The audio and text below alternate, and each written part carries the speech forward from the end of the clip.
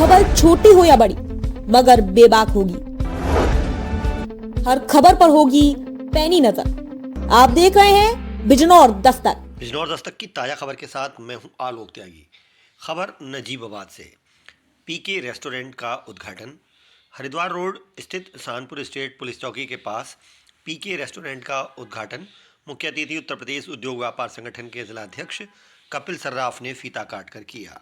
इस मौके पर नगर अध्यक्ष व्यापार संगठन शाहिद सिद्दीकी, सब इंस्पेक्टर सहानपुर चौकी प्रदीप कुमार, मास्टर करण सिंह, हाजी या अयूब अहमद, अनिल कुमार, जितेंद्र सिंह सहित सैकड़ों व्यापारी मौजूद रहे।